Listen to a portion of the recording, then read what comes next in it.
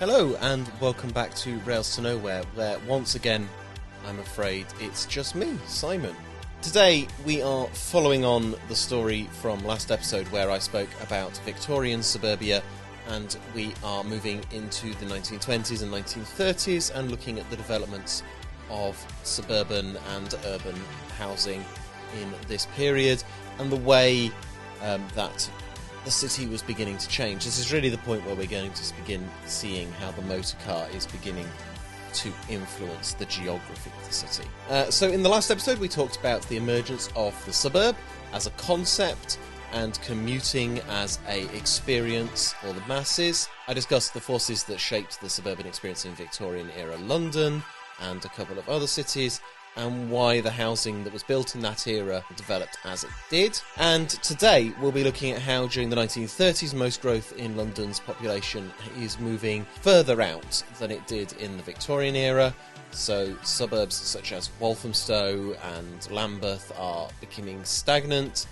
Indeed, the City of London is beginning to shrink in its population, whilst further afield suburbs such as Surbiton, Harrow, and Wembley are beginning to see a dramatic climb in their population. Through the last episode we talked about transport and walking and buses and trams, and in this episode we'll be talking more about the motor car and the motor vehicle and its impact on the geography of the city, and how these changing mobility options are changing the sort of buildings that are being built, the way that the city is being laid out, and the urban planning ideas that are coming to the fore during this period. And on that note, we'll be seeing how shifts in the idea of who's responsible for laying out the suburban area are resulting in shifts in design that allow for these new modes of transport to operate and new urban designs to come to the fore. And noticeably, as I discussed towards the end of the last episode, we'll see how there's a noticeable shift from the Victorian attitude to town planning, where the local authority creates maybe a civic centre or a town centre or railway station with some sort of focal point around that, and left the rest to local landowners to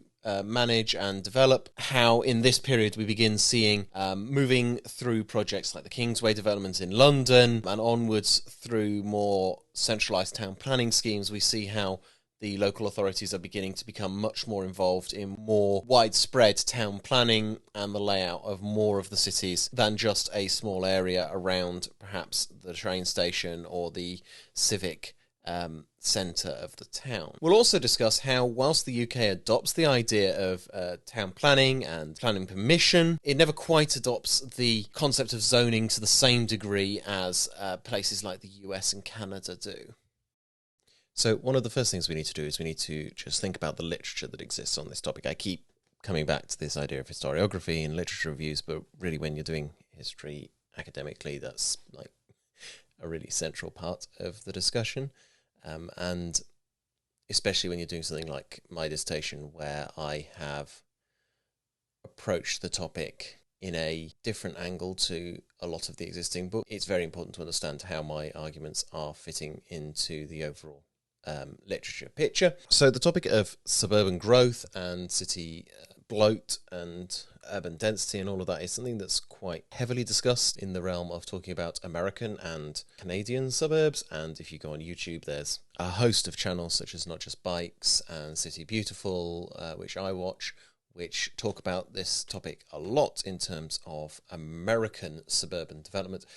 And that's partially because in Europe, suburban sprawl never really went as far as it did in the States and Canada, but to dismiss its existence within Europe and the UK particularly is, I would say, negligent when talking about this conversation, because whilst it doesn't go to the same degree as in the States, you get a lot of it occurring, especially in Britain, which has a particularly heavy American influence. But it's also important to note the distinction in Britain of the existence of the Green Belt, which is put in post the Second World War, which really confines in the growth of cities in the UK.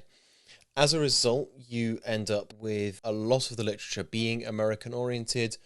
There are various sources down in the bibliography which are sort of American-oriented, and that's what I've had to do, is I've had to take sort of the writing and the talking that's going on about American suburban growth and American suburbia and apply that methodically to UK examples. And say, whilst they're not perfect fits, you can see the same sort of trends. You can see the things we talk about when we talk about suburban sprawl in the States. We can see those being displayed, maybe to a lesser extent, but still being displayed in the UK context.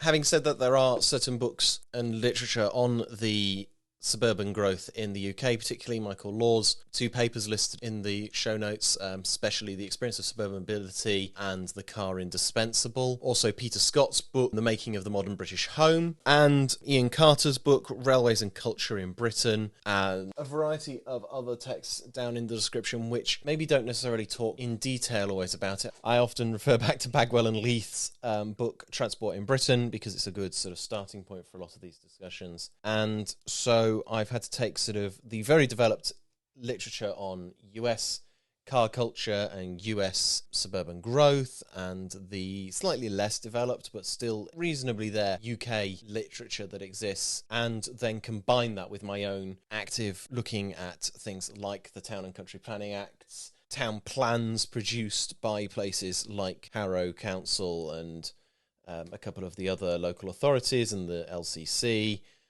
Take them alongside the Abercrombie report, because it's important to understand how it all sort of fits in with the overall picture post-war as well as pre-war, because really it's a kind of continuation that's sort of interrupted by the occurrences of the Second World War, and combine those together to draw my own conclusions and be able to sort of use my case studies to sort of further that discussion and understanding. And hopefully through the rest of this episode we will together come to have a greater understanding of that literature and how this discussion fits in with that.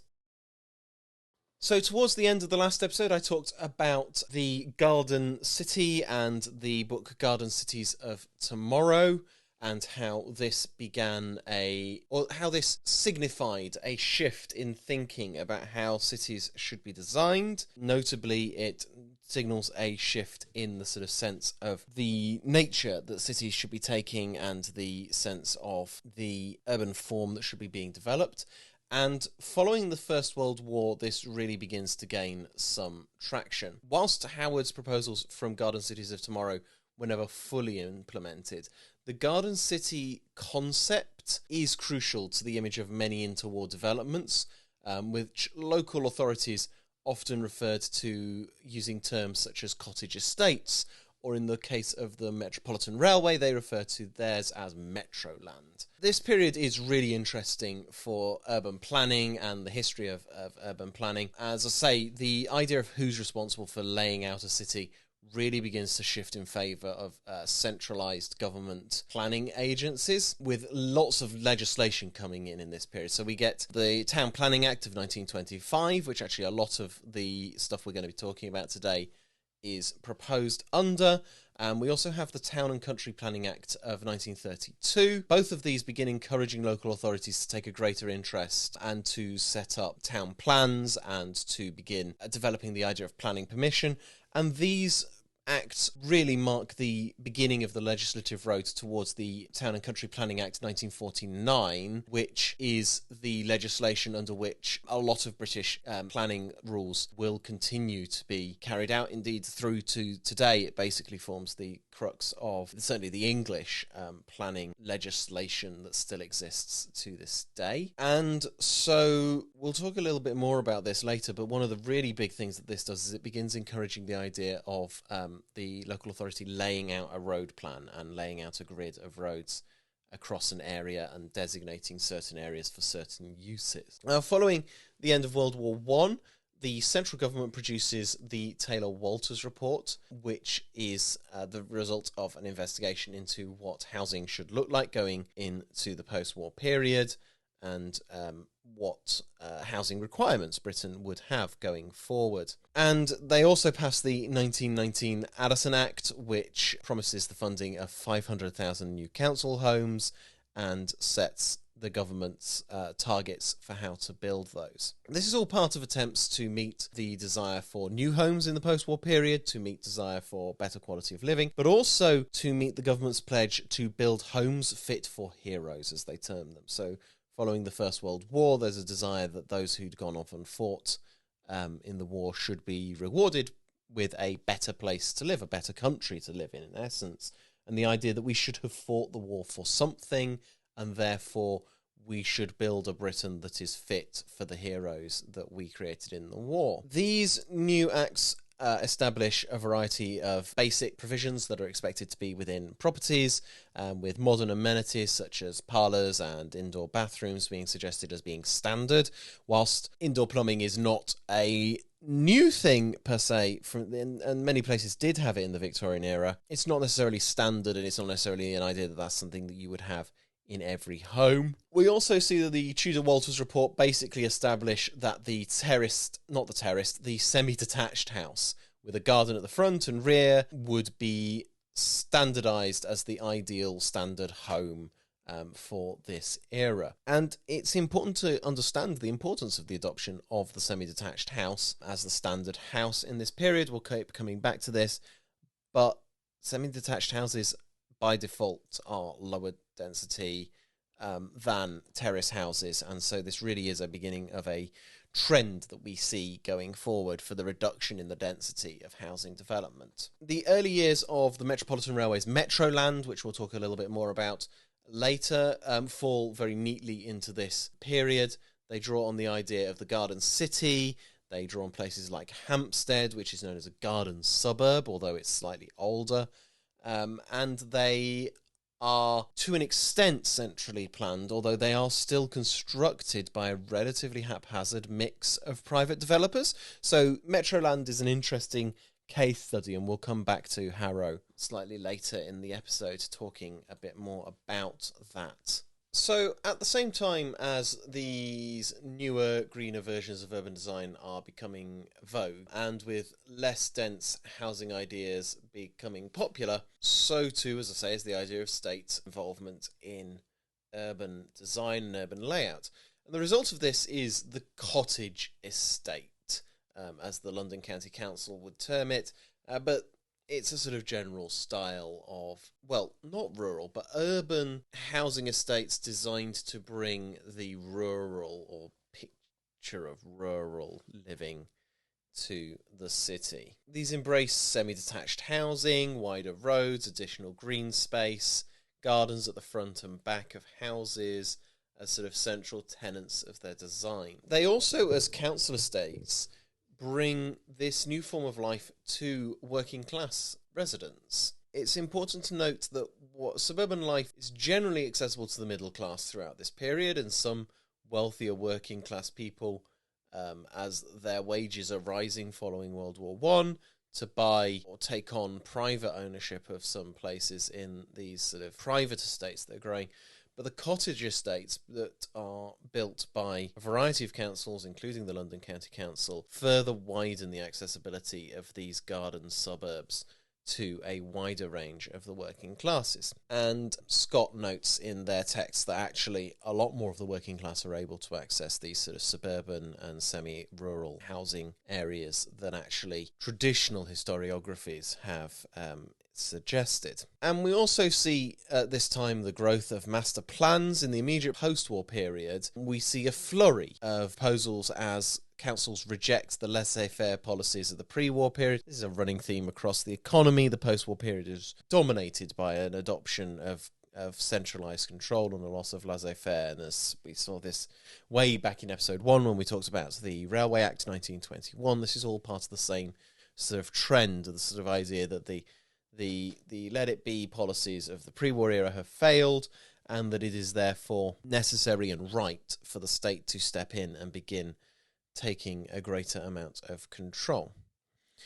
So we see some of the first urban plans drawn up in the 1920s in London, and places such as Harrow begin drawing up master plans enabled by the legislation that's being passed at the time. And this marks a distinct change from the previous pre-war Victorian and Edwardian suburbs such as Walthamstow, which, while they'd grown up sort of hodgepodge around existing throughways and byways, places like Harrow begin to grow with a plan and with new roads set out for modern travel demands. So while somewhere like Walthamstow had many twisty roads that were laid out basically based on medieval and earlier road layouts, in Harrow, for example, the 1925 town plan has whole new roads drawn across fields and with little reference to the throughways that had existed before. And these roads are designated to be wider and straighter and therefore more well adapted to the emerging, faster motorised transport that's beginning to take hold in this period. And it's this taking of centralised control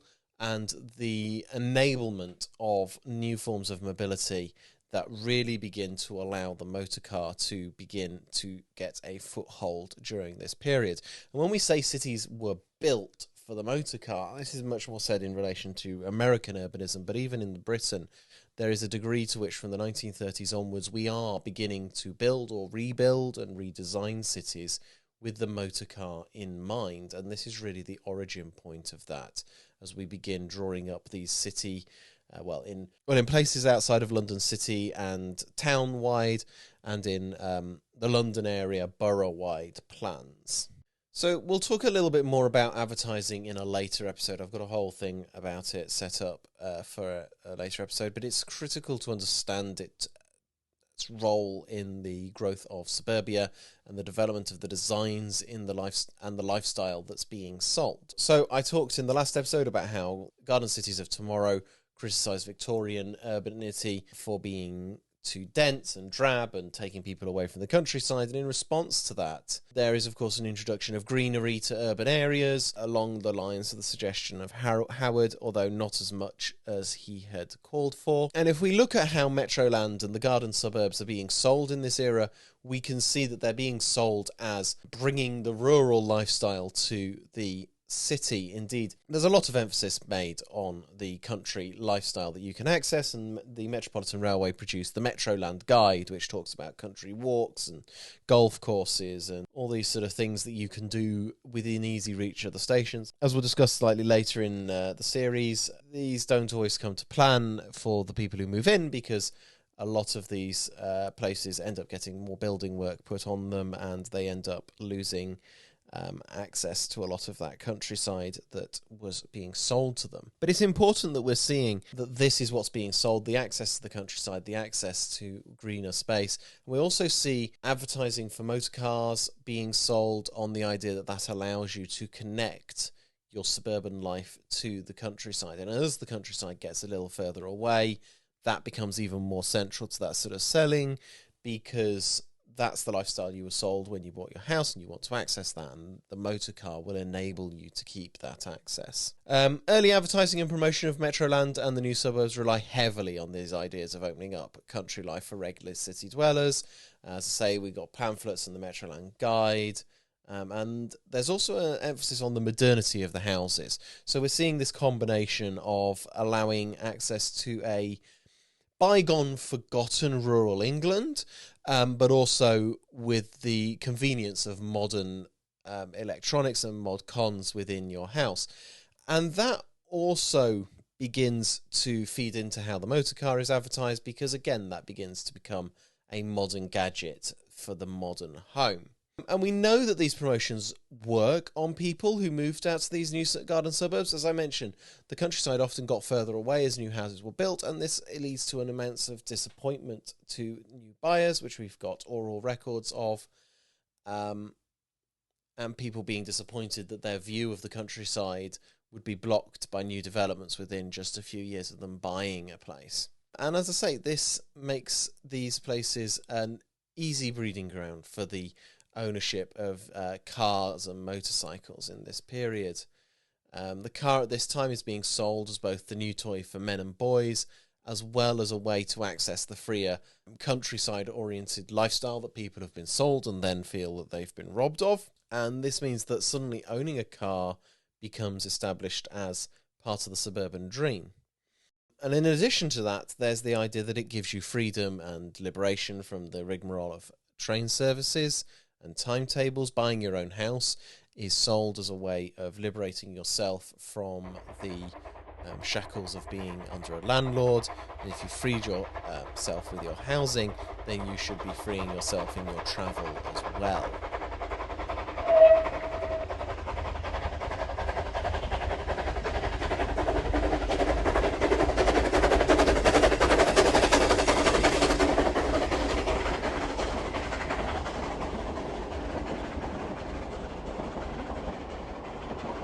Hello, it's Simon. Sorry for the brief interruption to the show. First of all, a really big thank you for listening. It means a huge amount to me and Ella that so many people enjoy listening to our ramblings about railway and transport history, and we really enjoy that we're able to bring this information and research to so many people. If you'd like to help us to spread the message even further and to help us to make Rails to Nowhere even better, then you can do so over at patreon.com/Rails to Nowhere. You can support us for as little as £2 per month, and in doing so, we send you some thanks, such as early access to all of our episodes, some extra bonus episodes, of which you'll have heard some snippets here on the free feed, and we send you some periodic written updates about how the podcast is progressing. So thank you for listening. Thank you especially to our patrons for supporting the creation of Rails to Nowhere. We couldn't do this without any of you, regardless of whether you're paying us or not. This podcast would be nothing without listeners. It's a huge amount to both of us. Thank you very much. And now I'll let you get back to listening to the show. Additionally, the reduced density of these developments from the housing and the amenity point of view begins to impact walking as a usable mode of transport around these spaces. That's not to say that these spaces begin to become unwalkable and that you can't walk around in them, but they do begin to become less walkable. And that's because of a variety of things. And if we look at how houses are being constructed in these areas and the sort of facilities that are being built with them and the land being occupied with them, we can really begin to see how that is reducing the density of this area. A semi-detached house with a garden at front and rear and a driveway and all these things, it becomes a reduced density space. It becomes further to walk between two houses, and overall that means you get further and further to walk between your house and the local shop, and that begins to drive the desire for motor vehicle access as well, because people have to travel further from home to their destination, and we can see the beginnings of the development of the facility for car owners to access spaces such as arcades of shops and railway stations in this period, and we'll talk a little bit more about that slightly later. It's important to remember the motor car is not universal at this point. It's not owned by any means by a majority of people living in places like Harrow. But the idea that we're on the cusp of it becoming the next big mode of transport is really driving the designs, and we can see that it is driving these designs because we can see the changes in road shape, road design, provision of parking, provision of access spaces. It's also important to note the impact of the motor car on communal and private purposes in this period. For example, the post office and municipal organisations are beginning to buy motor vehicles. We begin seeing the motorisation of rubbish collection, as well as things like buses and postal vehicles. And this means that we're seeing the need for commercial motor vehicles to access wider and wider amounts of the city. So we're seeing developments like paved streets, wider streets, the sort of street where you can pass a municipal rubbish lorry on the road.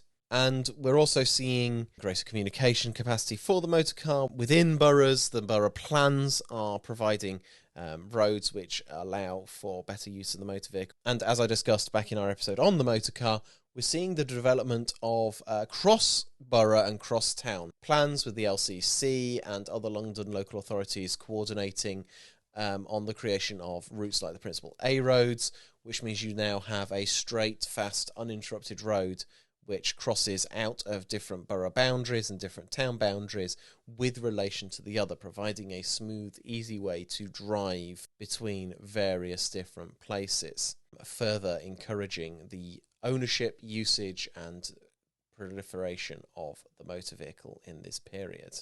And with the arrival of the motor car, and to an extent the motor bus also encourages this as well, but especially the arrival of the motor car, we begin to see an unlocking of these developments from railway stations. So we begin seeing developments growing up alongside new trunk roads, developing further away from railway stations than people could reasonably be expected to walk, but without the provision of public bus services. This is something that the London Passenger Transport Board is very aware of in this period, especially for locations such as Ilford and Greenford. They're very aware that these areas are growing up away from the provision of public transport, There's a review that I found in the records into the provision of rail services on the LNER route out to Chingford and the provision of bus services connecting into that to try and think about how it would serve the new suburban area at the Chingford Farm estate, and proposals potentially to introduce a tube service to better provide that. So the London Passenger Transport Board is very aware of the impact that these new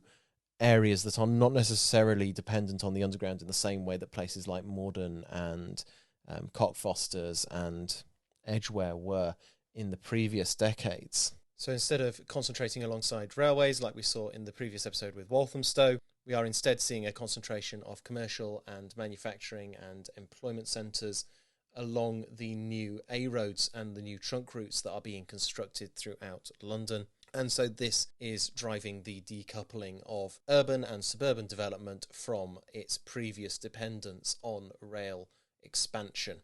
And so this is really demonstrating that whilst the motor car is not yet a universally owned item, it is beginning to really shape how the city is developing. So if we just take a look at a couple of case studies to think about practically how this is all impacting the actual growth of London, we're going to take a little bit of a look at Harrow on the Hill and the London County Council's Chingford Farm Estate.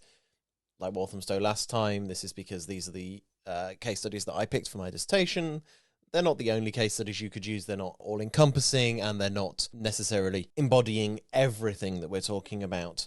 But they're good pictures that sort of demonstrate what's going on. So all of what we've seen is resulting in shifts in how the urban landscape is developing over this period, and especially in relation to the motor vehicle and domestic life. And we can see in these case studies some of the key challenges to reducing motor car dependency today, where we're talking about spaces that actually were built or rebuilt for the usage of motor cars for travel. And so as a result, the design of the areas have a lot of aspects which are good for driving around, but not necessarily so good for walking around, or make it harder or slower to walk around, or less good for serving public transport. So when looking at areas like this, we can see how the new municipal controls are impacting the layout and design of the city and the areas. In both Chingford and Harrow, we can see that there are roads which are wider, providing more space as for parking as well as for vehicles to move around.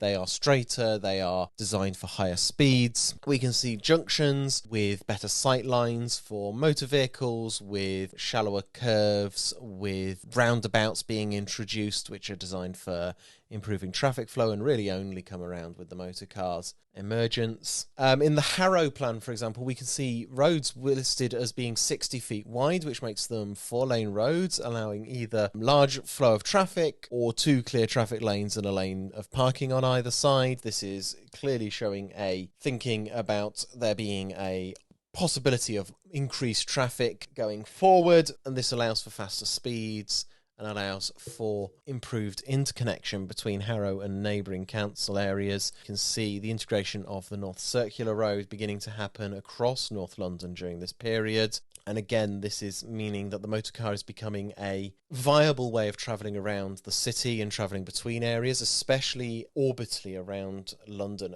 This is a particular point because orbital travel has always been poorly served by the railways and public transport more generally in London. So the underground and the mainline railways are radial. They're coming into the central area. They're coming into central stations. If you want to travel between 2 outer London boroughs by the underground, you generally have to travel into zones 1 or maybe 2 and then change and then come back out. And even on the bus network, radial travel is the focus of services all travelling into local town centres, and it's still quite difficult to travel between local town centres on buses. This is still a problem to this day. London Transport, or Transport for London, have got the Superloop being proposed to be brought in over the next few years to try and address some of these changes. And there's many debates about whether that is or isn't the solution to the problems, but it just highlights that travel between outer London boroughs has always and still remains quite a difficult thing to do by public transport. And this is really where we begin to see the motor car come into its own. So while we may not be seeing ownership of motor cars being especially high in the period we're talking about right now, we are seeing the expectation of increased ownership being prominent in government and local council thinking. We're future-proofing these spaces for the anticipated emergence of motor vehicles. And that's really an important fact that we need to sort of remember, is that throughout this period, it's the anticipated arrival of the motor car that's having a major impact on how the city is growing. We can also see in the private sphere, so away from what the council is doing, but in terms of the private sphere, we can see features such as garages and drives beginning to emerge on properties. So practically this is facilitating the storage of motor cars and their care, and also motorbikes, but it's also signalling that the idea of this being part of the new Suburban Dream is happening. So these garages, again, they're not necessarily expected to have a car in them from the moment the house is bought, but it signals that this is part of the aspiration. This is what people are looking for. The builders are putting garages on. You can also see that a lot of these garages are being put in as retrospective planning permissions. So there is a degree to which they are being put in at the last minute when people are suddenly thinking, actually, this is what we want to have on the properties. I also, when examining the council records for Harrow in the 1930s, we can see a lot of planning permission requests for a number of petrol stations. So we're clearly seeing that there is demand for fuel for motor vehicles, even in these suburban areas. So even though not everyone's owning a motor vehicle already, we're getting demand enough for petrol stations to be built. In Chingford, we're seeing the same sort of design standards as we're seeing in Harrow, with wider streets, driveways and garages being built on houses.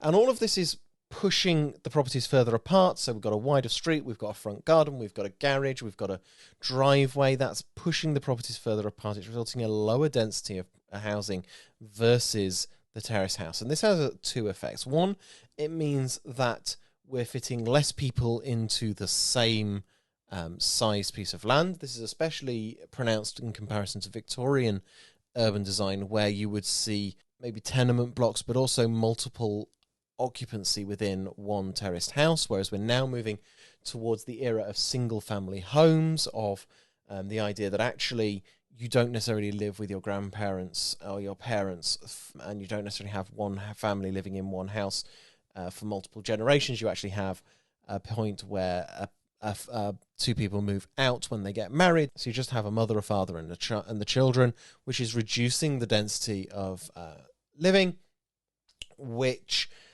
means that you need more land to house the same number of people. This means that you have further to travel travel between locations, potentially, if we're thinking that services are provided to the same number of people. And so if we're having to provide schools and hospitals and shops and entertainment facilities and parks and things to the same number of people but spread over a greater area, then the distances between home and destination A and destination B becomes greater, it becomes less walkable, and that encourages, certainly later post-war, people to begin looking at ways to transport themselves greater distances independently, because it adds time to bus journeys and that slows things down, and if you have to change routes, that becomes more complex and tiresome, and so that in itself will encourage car ownership and car usage further on into the 20th century. And so finally, having established that suburbia was changing significantly and that the motor car was a driving force in how that was occurring, as was the changing expectations for housing and public service provision, the question that we now have to ask, that really drives the rest of the conversation going through this series, is: was London Transport aware of these changes and the impacts that they were having on London, and was it actually trying to overcome those changes and meet the challenges that those presented for providing London's public transport services? And the answer to this question is very much a yes. London Transport were aware that London was changing. They were clearly very aware of the exact nature of how that change was manifesting itself. If you look at the various records from London Transport at the time, it's clear that they were aware that the general trend for population change in this period and the period leading up to 1933 was for population growth in the outer areas, with a reducing population being identified in the central area. Obviously, the government keeps fairly good records of where population is. We have the census every 10 years, and there's also efforts to observe where buildings are occurring and where housing developments are happening.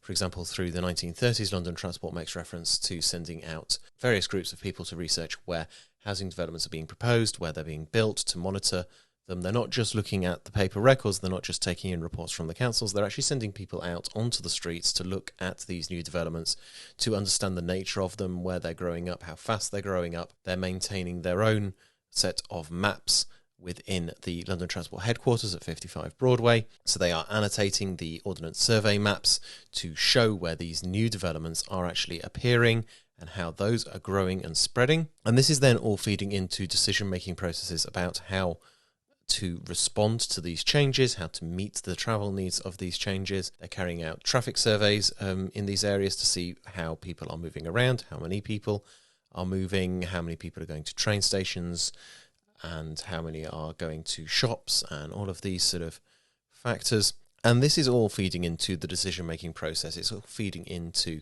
how do London Transport adapt their transport network throughout this period to meet the changing needs of London's population. And that's not to say that they get things right or they do things perfectly all the time. They don't. They are an organisation run by people, therefore they don't always make the perfect or the best decision. But it is clear that London Transport is aware of the changes that are occurring in London at this time. It is conscious of the impact that's having on its network. We will talk as part of the overall conversation in later episodes about how London Transport is acutely aware of the growing motor car and the fact that this is presenting a risk to its monopoly on a large chunk of London's travel market. And so regardless of whether London Transport actually achieves its aims of meeting London's travel needs in this period, which by and large I would argue that it does, there are some gaps in the provision, and we'll talk more about those in later episodes. But regardless of whether it actually meets London's travel needs in this period, it is very definitely aware of the changing travel needs that London has at this time, and it is trying to meet those needs. So that's really where we end off with this episode. We now have a firm understanding of where London Transport's origins lie from the first couple of episodes of this series. We now have a clear understanding of how suburbia and commuting have developed over the period leading up to the creation of the London Passenger Transport Board, as well as an understanding of how it would continue to develop through the 1930s up to 1939. And in future episodes, we're going to be taking a look at the actions that the London Passenger Transport Board was taking to try and meet those changing demands and to meet the needs of the growing city. In the next episode, we're going to be looking at the New Works programme, which is the effort to expand and unify the underground. And in subsequent episodes, we're going to be looking at similar efforts on the buses and efforts to adapt new technologies to be used by London's public transport system. At this point, however, I'm afraid we're going to be taking a small 3-week break between episodes, so rather than it be 2 weeks to the next episode, it's going to be 3 weeks till our episode on the New Works programme. This is just because the production schedule has slipped ever so slightly. It's partially due to Ella being away, partially due to me just being disorganised because of my ADHD and being exceedingly busy. So we're going to have 3 weeks now until our next episode, and then we'll be back for the New Works programme. Subsequent to that, we'll be talking about buses, and then onwards towards looking at London Transport and technological innovation. So sort of a follow-on from our previous series on British rail technology. So thank you for listening. My name has been Simon. This has been Rails to Nowhere. If you enjoyed the episode, then please do feel free to leave us a like or a review on your podcast platform. This really helps us to spread the word. And if you liked the show enough to support us with making it, then you can do so over at patreon.com/Rails to Nowhere. Otherwise, you can connect with us over on social media at twitter.com/Rails to Nowhere, assuming we're still on there and it isn't paid for by the time you are listening to this, or over at Instagram as well, over at instagram.com/Rails to Nowhere. Otherwise, thank you for listening and have a good day.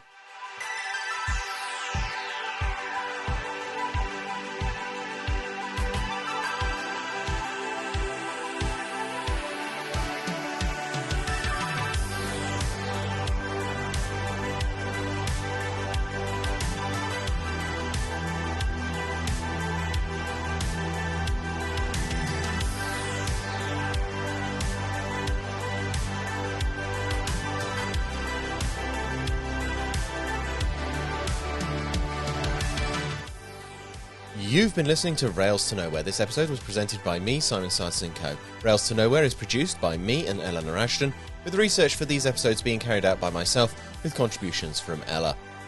Rails to Nowhere is brought to you by our fantastic patrons over at patreon.com/Rails to Nowhere, where you can support the creation of this podcast for as little as £2 per month. And an extra special thank you to those who have supported us at our £10 Archivist tier. Thank you very much, Valkyrie Lemons, for your support. Without the support of our patrons, this podcast would not be possible. Until the next time, thank you for listening and have a good day.